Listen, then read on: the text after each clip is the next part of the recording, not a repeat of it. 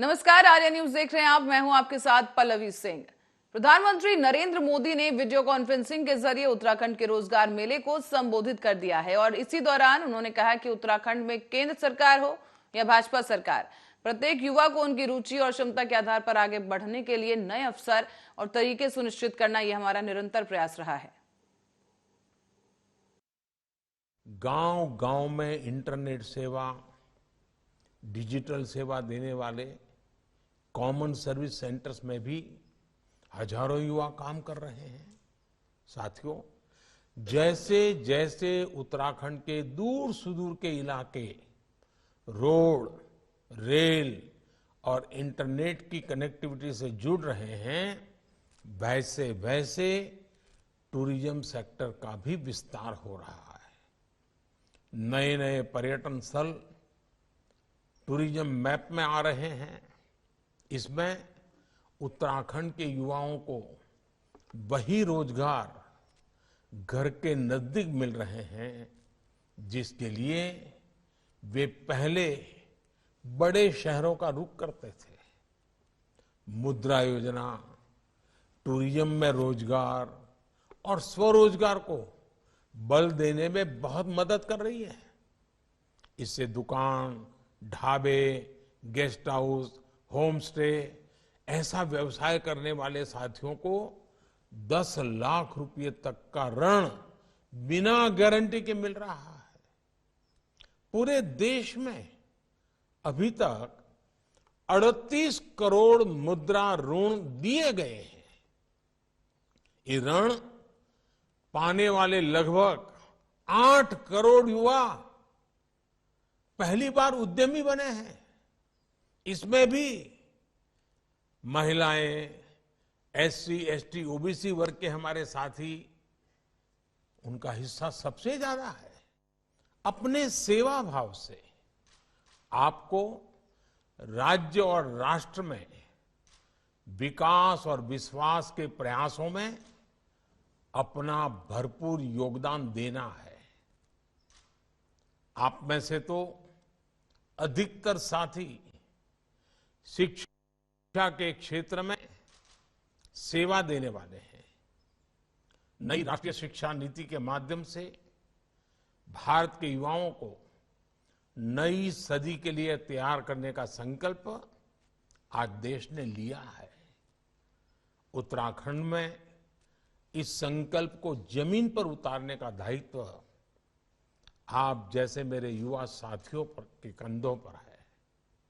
साथियों, केंद्र सरकार हो या फिर उत्तराखंड की भाजपा सरकार, हमारा ये निरंतर प्रयास है कि हर युवा को उसकी रुचि के अनुसार, योग्यता के अनुसार नए अवसर मिले, सभी को आगे बढ़ने का उचित माध्यम मिले। सरकारी सेवाओं में भर्तियों का ये अभियान भी इसी दिशा में उठाया गया कदम है।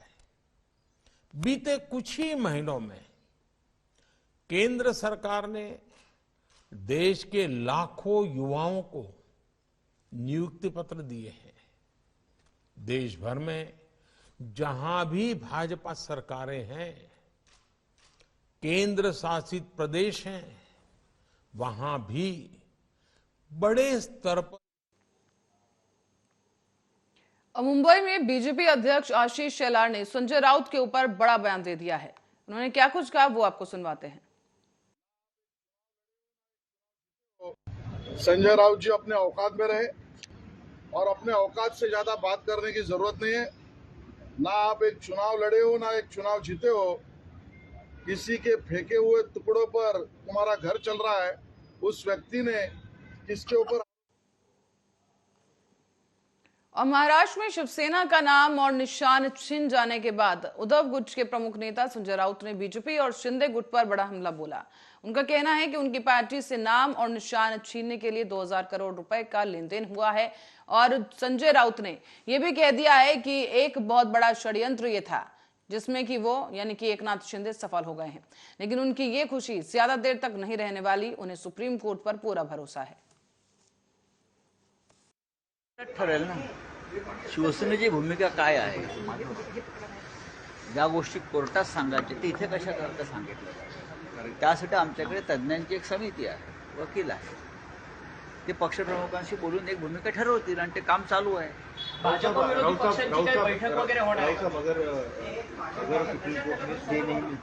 बात ऐसी है, 2000 करोड़ रुपया अब तक खर्चा हुआ है. शिवसेना और धनुष्यबाण खरीदा गया है. कैसे, कब, उस बारे में जल्दी ही खुलासा हो जाएगा. मैं इतना ही कहूँगा. साहेब, तुमच्या या आरोपानंतर माझा आरोप नाही, हा फक्त आरोप नाही, मी सत्य बोलतोय. आतापर्यंत 2000 कोटी रुपयांचा व्यवहार, शिवसेना हे नाव आणि धनुष्यबाण चिन्ह आमच्याकडून जावं आणि दुसरं कोणाला तरी अलगद हातात मिळावं यासाठी झालेला सौदा. 2000 कोटी रुपये. मी जबाबदारीनं बोलते. हे भाजपवाले काय म्हणतायत किंवा अजून काय बोलत त्यात मला पडायचं नाही. मी बोलतोय आणि मी बोलतोय सत्य. उत्तर द्या मला तुम्ही झालंय की नाही ते. वो बोले कि कोर्ट में जाना चाहिए. अगर आप अरे वो कौन है, कौन पूछता उनको, कमलाबाई को? हाँ छोड़ो. 2000 कोटीचा हा सौदा आतापर्यंत झालाय.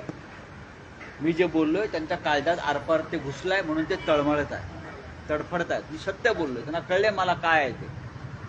माझा बाण कुठे लागलाय ते मला माहिती आहे. गेल्या 3 महिन्यामध्ये कुठे कुठे व्यवहार झाले, कसे व्यवहार झाले, कोणापर्यंत काय पोहोचलाय आणि नंतर काय मिळणार आहे महाराष्ट्रातून त्या बदल्यात कोणाला, याचा सगळा आपोआप खुलासा होईल. मला सांगण्याची गरज नाही. पुरावे आहेत पुरावे आहेत ते. धनुष्यबाण आणि शिवसेना ठाकरेंकडून काढून घेताना कोणते पुरावे तपासले, कोणते पुरावे त्याने ठरवले ते पुरावे ना. त्याने जे ठरवले ते पुरावे. मी म्हणतो 2000 कोटीचा व्यवहार झाला. खोटे पुराव्यांवरती शिवसेना हे नाव आणि धनुष्यबाण हे विकलं गेलं चोरून. आधी चोरी आणि मग विक्री. मी परत सांगतो 2000 कोटीवरच हा सौदा झालेला आहे आणि हे मीही सांगायची गरज नाही. भविष्यातच तुम्हाला कळेल हा सौदा काय होता. शिवसेनेचे कार्यालय घेण्यासंदर्भात मोर्चेबंदी करते एकनाथ शिंदे. अशा प्रकारे शिवसेनेचे सर्व कार्यालय ताब्यात घेण्यासंदर्भात मोर्चेबंदी होते का? सर्व शाखा ज्या आहेत शिवसेनेच्या त्यांचे बाप आले पाहिजे. दापोलीत प्रयत्न झाला, काय झालं ते पहा तुम्ही. तुम्ही शिवसेना हे नाव विकत घेतलंय. आमची हिंमत नाही तुम्ही विकत घेऊ शकत शिवसैनिकांची. और अब आपको बता दें कि उत्तर प्रदेश विधानसभा का बजट सत्र 20 फरवरी को राज्यपाल के अभिभाषण के साथ शुरू हुआ. राज्यपाल आनंदीबेन ने इस दौरान अभिभाषण में सरकार की उपलब्धियां गिनाई और इसी दौरान समाजवादी पार्टी के सदस्यों ने तख्ती लेकर सदन में नारेबाजी करना शुरू कर दिया. उत्तर प्रदेश की योगी सरकार का वित्तीय वर्ष 2023-24 का बजट 22 फरवरी को सदन में पेश होगा और योगी आदित्यनाथ सरकार आय और व्यय को 22 फरवरी को विधानमंडल के दोनों सदनों में पेश करेगी. अब आपको बता दें कि 20 फरवरी से शुरू हो रहे यूपी के बजट सत्र के पहले ही दिन विधानसभा और विधान परिषद का संयुक्त अधिवेशन हुआ. इस बजट में सरकार का एक खास फोकस शिक्षा पर रहेगा. इतना ही नहीं बल्कि 80 लोकसभा सीटों वाले उत्तर प्रदेश के इस बजट में आगामी लोकसभा चुनाव 2024 की छाप भी नजर आ सकती है.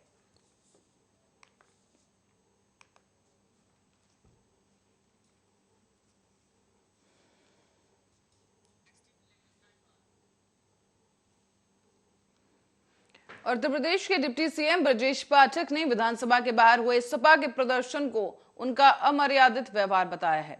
साथ ही उनका कहना है कि यूपी में निवेश की बहार है.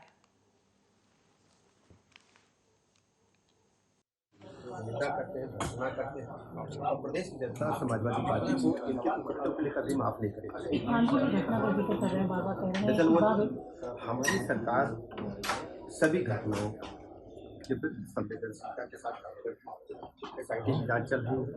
हम कड़ी सजा देंगे, किसी को भी नहीं बख्शेंगे, चाहे पुलिस ऑफिसर हो, चाहे प्रशासनिक पदों पर बैठे हो या कोई सामान्य व्यक्ति, किसी को भी कानून तोड़ने की इजाजत नहीं. पीड़ित परिवार के साथ पूरी सरकार खड़ी है, उनको हर कर रहे हैं। अब क्या लगता है विपक्ष क्यों जल्दबाजी में, जबकि आज पहला दिन था जब विपक्ष के पास कोई मुद्दा नहीं है। तो वहीं यूपी के एक और डिप्टी सीएम केशव प्रसाद मौर्य ने सपा के प्रदर्शन पर प्रतिक्रिया दी है। क्या कुछ कहा उन्होंने, वो आपको सुनवाएंगे। उसके बाद जो सदन के अंदर आज महामहिम राज्यपाल जी के अभिभाषण के दौरान हंगामा था, उसकी मैं कड़ी आलोचना करता हूँ। वो हमारे उत्तर प्रदेश की महामहिम राज्यपाल ही नहीं, वो एक महिला भी। तो समाजवादी पार्टी का महिला विरोधी चरित्र भी उजागर हुआ है और उनके पास कोई मुद्दा है नहीं, हंगामा ही उनका मुद्दा है। हंगामा करना, बवाल करना और कोई बिना मुद्दे के सदन की कार्रवाई को बाधित करने का काम करना, ये समाजवादी पार्टी का इतिहास रहा है। इसीलिए समाजवादी पार्टी समाप्तवादी पार्टी बनने की इसका तो डंका बज रहा है। उत्तर प्रदेश में जो निवेश के प्रस्ताव आए हैं, चाहे वह काशी हो, चाहे प्रयागराज हो, चाहे अयोध्या हो, चाहे मथुरा हो, चाहे चित्रकूट हो, चाहे गोरखपुर हो, चाहे नैमिषारण हो, मतलब कोई ऐसे तीर्थ स्थल की दृष्टि से जो प्रमुख क्षेत्र है, वह पूरी तरह से लोगों ने भी, जो निवेशक हैं उन्होंने भी अपना उनको माना है कि यहाँ से हम अगर निवेश करेंगे तो हमको रिटर्न अच्छा मिलेगा। और सरकार भी मानती है कि पर्यटन उद्योग को आने वाले समय में पंख लगेंगे उत्तर प्रदेश के अंदर, क्योंकि हमारे यहाँ एयरपोर्टों की संख्या अंतर्राष्ट्रीय और राष्ट्रीय स्तर के एयरपोर्ट बन रहे हैं, उसका भी फायदा होगा। जल मार्ग, रेल मार्ग जो सदन के अंदर। और सपा अध्यक्ष अखिलेश यादव ने पत्रकार वार्ता करते हुए बीजेपी पर करारा प्रहार कर दिया है। उन्होंने बीजेपी से इस दौरान पूछे कुछ सवाल और कहा कि बीजेपी बताएं कि गरीबों का विकास, गरीबों के लिए आखिर बीजेपी ने किया क्या है।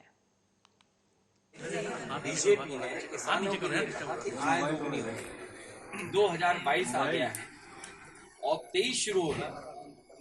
क्या भाजपा ये बताएगी कि आय किसानों की दोगुनी हो गई?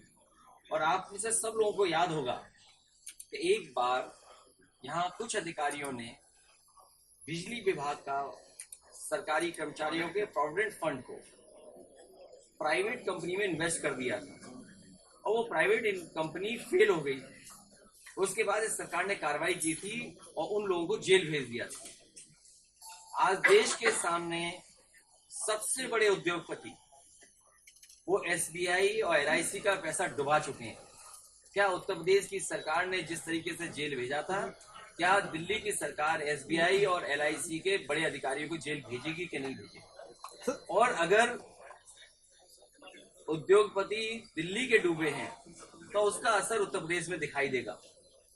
अगर उत्तर प्रदेश को ग्रोथ इंजन से जोड़ रहे हैं और इतना बड़ा सपना दिखा रहे हैं कि लगभग 40 लाख करोड़ का इन्वेस्टमेंट आएगा, पहले तो ये बताएं, सामान्य विधायक की जो निधि का सदन में कहा गया कि उनकी निधि बढ़ा दी जाएगी, जो सरकार विधायकों की निधि न बढ़ाती हो, उनसे क्या उम्मीद करोगे कि 40 लाख करोड़ से ज्यादा जो इन्वेस्टमेंट आने का जो सपना देख रहे हैं वो कैसे पूरा होगा? सरकार के समय पे आवंटन हुआ है तो पिछली सरकार के जिन अधिकारियों ने कानून और नियमों का पालन नहीं किया है उनके खिलाफ कड़ी कार्रवाई हो, और जिन लोगों ने इस तरह से किए हैं और जिन्होंने पाए हैं उनके खिलाफ सरकार को कार्रवाई करनी चाहिए। सर, जब तक धरना प्रदर्शन चला तब तक आपके हाथ में जाति जनगणना का पोस्टर रहा, जाति जनगणना का पोस्टर लगातार मांग कर रहे हैं। जाति जनगणना के पक्ष में है समाजवादी पार्टी और समाजवादी पार्टी। और अब रुक करेंगे रायबरेली की ओर, जहां पर बता दें आपको कि पूरे वंशीबट रसूलपुर गुंडा में रहने वाले ग्रामीण किसानों ने भूमिधरी जमीन पर कब्जा करके मंदिर का निर्माण कर लिया है और अब मंदिर के चारों तरफ अतिक्रमण कर रहे हैं। इसी को लेकर संबंधित अधिकारियों को मामले में शिकायती पत्र दिया गया है, लेकिन अब तक कोई कार्रवाई नहीं की गई। बताया जा रहा है कि 1 दर्जन से अधिक ग्रामीणों ने मिलकर किसानों ने किसान सभा यूनिट रायबरेली के बैनर तले धरना प्रदर्शन करते हुए न्याय की गुहार लगाई है।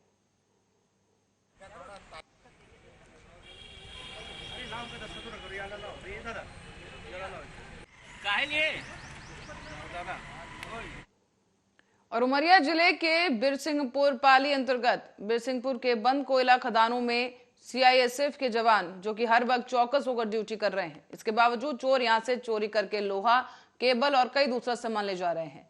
हाल ही में एक घटना सामने आई है जहां चोरी की गई और साथ ही बदमाशों ने जवानों पर फायरिंग कर दी है। ये जो घटना है कोई पहली बार नहीं हुई है, इससे पहले भी इस तरह की कई घटनाएं हो चुकी हैं। आरोप सामने आया है कि इसकी शिकायत अपने वरिष्ठ अधिकारियों से जवानों ने की थी, लेकिन फिर भी वरिष्ठ अधिकारियों ने कोई सुनवाई नहीं की है।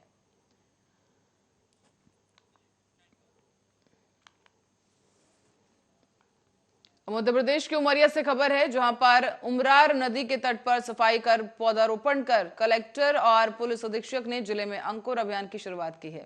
लोगों को जागरूक किया गया कि अधिक से अधिक पौधारोपण करें और वातावरण को स्वच्छ बनाए रखें। जिले की उमरिया जिले की जो पहचान है हमारी उमरार नदी, ये बहुत ही ज़्यादा प्रदूषित हो चुकी है। सभी लोगों की इच्छा थी कि और नदी को पुनः जो पुराना वैभव है, पुराना जो इसके स्वरूप है उसमें लाया जाए। इसके लिए आज नगर के विदिशा में भारतीय जनता पार्टी का जिला सम्मेलन संपन्न हुआ है। बता दें कि इस सम्मेलन में प्रदेश उपाध्यक्ष विदिशा प्रभारी लता वानखेड़े, सांसद रमाकांत भार्गव उपस्थित रहे। तो वहीं इस कार्यक्रम में जहां एक और मीडिया को बैठने के लिए कुर्सियां तक नसीब नहीं हुई, तो वहीं नेताओं के मंच से भाषण चल रहे थे और कार्यकर्ता कुर्सियों पर सोते नजर आए। अभी हमारा बूथ विस्तारक 2 योजना शुरू हो रही है 26 तारीख से। उसी के क्रियान्वयन के परिप्रेक्ष्य में आज ये बैठक थी।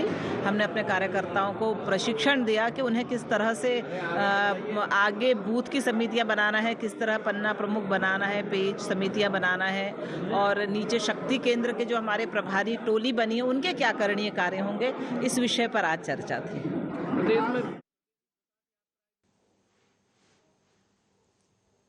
और रीवा में एक बार फिर से नया आयाम स्थापित किया गया है, जिसमें एक महिला के बच्चेदानी में गठान पाई गई और हालांकि समय रहते महिला का ऑपरेशन करते हुए महिला की समस्या से उसे निजात दिलाई गई है। इससे सभी महिलाओं में ये उम्मीद जगी है कि उन्होंने विश्वास जताया है कि अब दूरबीन से होने वाले जटिल ऑपरेशन भी अस्पताल में नई मशीनों की मदद से किए जा सकेंगे। मैं डॉक्टर अखिलेश पटेल, संचालक नेशनल अस्पताल। विगत दिनों हमने एक महिला का ऑपरेशन किया। इस ऑपरेशन में महिला को बच्चेदानी के पास में एक गठान थी और इस महिला का पहले भी कुछ वर्ष पहले एक ऑपरेशन हो चुका था। चूँकि महिला और उसके परिवारजनों की इच्छा थी कि इस ऑपरेशन को दूरबीन से किया जाए।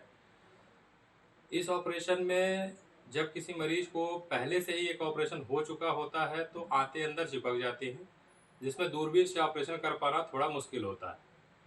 इसमें हमने एक नई मशीन जिसे लिगाश्योर बोलते हैं वो हमने मंगाई और इस मशीन की सहायता से हमने बच्चेदानी की गठान का दूरबीन की पद्धति के द्वारा सफल इलाज किया। ऑपरेशन में लगभग 30 से 35 मिनट लगे। ऑपरेशन के बाद मरीज पूरी तरीके से स्वस्थ है और इस उपलब्धि के लिए ओटी स्टाफ, समस्त नर्सिंग स्टाफ एवं अस्पताल के समस्त कर्मचारियों को मैं धन्यवाद देना चाहूँगा। और भोपाल से खबर आपको बता दें कि नरेला विधानसभा में विकास यात्रा के दौरान चिकित्सा शिक्षा मंत्री विश्वास कैलाश सारंग ने बड़ी घोषणा की है। मंत्री सारंग का कहना है कि करौन चौराहे पर फ्लाईओवर निर्माण किया जाएगा। विकास के कार्य कर रहे हैं। नर्मदा का जल घर घर पहुंचा, रोडों का जाल हमने बिछवाया और हमने फ्लाईओवर को लेकर, आरओबी को लेकर भी बहुत विकास किया है। आरओबी काफी संख्या में हमने नरेला में बनवाए हैं।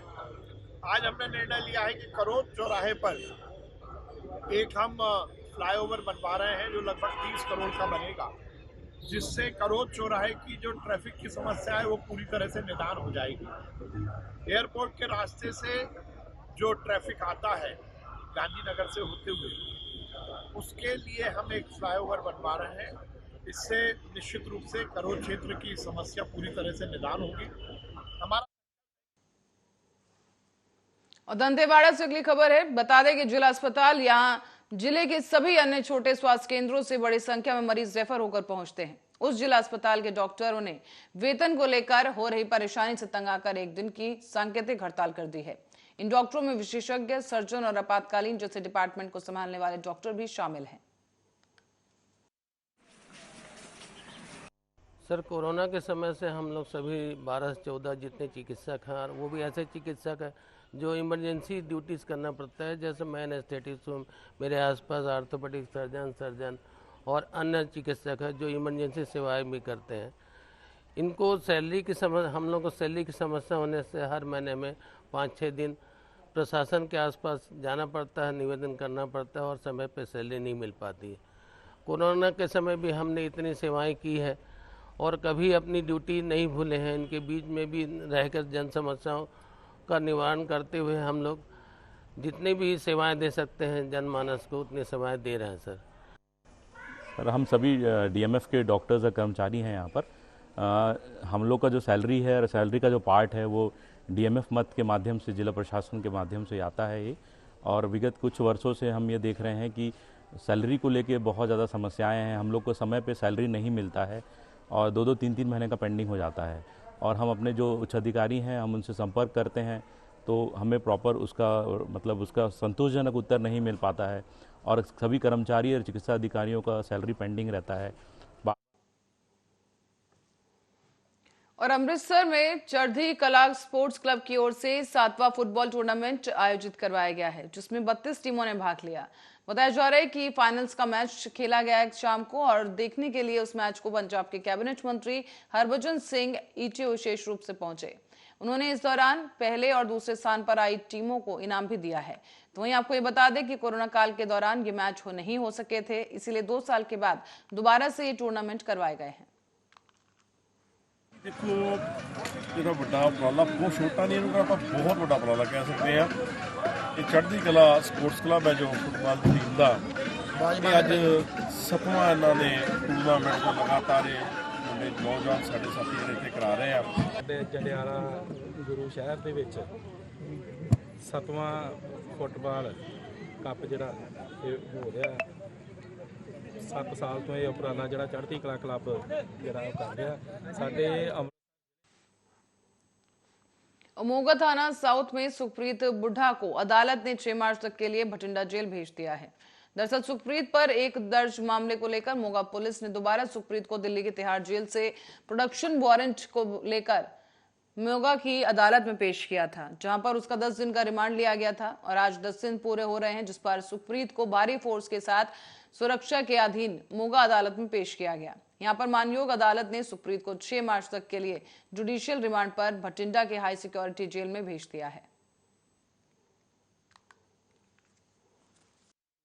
ਜਦੋਂ ਅੱਜ ਬਠਿੰਡਾ ਹਾਈ ਸਿਕਿਉਰਿਟੀ ਜੇਲ੍ਹ ਦਾ ਆਰਡਰ ਹੋਏ ਨੇ ਤੇ ਉਹ ਜਦੋਂ ਉਹਨੂੰ ਇਸੇ ਬਠਿੰਡਾ ਹਾਈ ਸਿਕਿਉਰਿਟੀ ਜੇਲ੍ਹ ਦੇ ਵਿੱਚ ਬੰਦ ਕਰਾ ਦਿੱਤਾ। ਇਸ ਮਾਮਲੇ ਦੇ ਵਿੱਚ ਸੀਗਾ ਸਰ ਕਿੰਨੇ ਦਿਨ ਦਾ ਰਿਮਾਂਡ? ਇਹ ਤੇ ਬਹੁਤ ਸਾਰੇ ਮਾਮਲੇ ਨੇ। ਇਹ ਆਪਣੇ ਸਿਟੀ ਸਾਊਥ ਥਾਣੇ ਦਾ ਮਾਮਲਾ ਸੀਗਾ ਜਿਹਦਾ ਸਾਊਥੀ ਦਾ ਤੇ ਪੁਰਾਣਾ ਮਾਮਲਾ ਸੀ, ਉਹਦੇ ਚ ਉਹਨਾਂ ਨੂੰ ਪੇਸ਼ ਕੀਤਾ।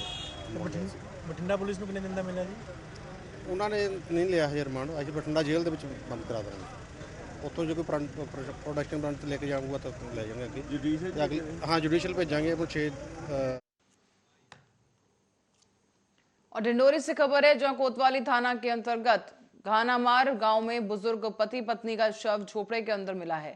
तो वहीं आसपास के लोगों को इस घटना की जैसी जानकारी हुई तो आसपास सनसनी फैल गई है। हालांकि घटना की जानकारी ग्रामीणों ने पुलिस को दी है और पुलिस ने मौके पर पहुंचकर जांच पड़ताल शुरू कर दी है।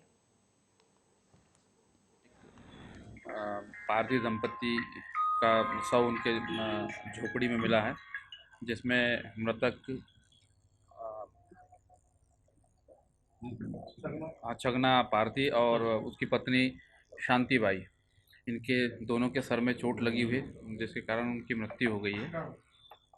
दोनों के शव को जिला अस्पताल ला करके पीएम कराया जा रहा है। और मोगा के गांव में बने आम आदमी क्लिनिक में हर रोज मरीजों की कतार बढ़ती जा रही है। यहाँ आपको बता दें कि रोजाना करीब 100 के आसपास जो मरीज हैं वो पहुंचते हैं और सभी सहूलियतें उन्हें मिल रही हैं। तो वहीं आपको ये भी बता दें कि पंजाब सरकार दोबारा से आम जनता के लिए उनकी सेहत और सहूलियतों को ध्यान में रखते हुए आम आदमी क्लिनिक खोले गए हैं। यहाँ पर मरीजों को सभी तरह की सहूलियतें मिल रही हैं। और मोगा के गाँव लंडाके का ये मामला है, जहाँ पर बने हुए आम आदमी क्लिनिक में आए मरीजों और डॉक्टरों का ये कहना है कि यहाँ पर 41 तरह के टेस्ट फ्री हो रहे हैं और सारी दवाइयां भी मुफ्त में मिल रही हैं।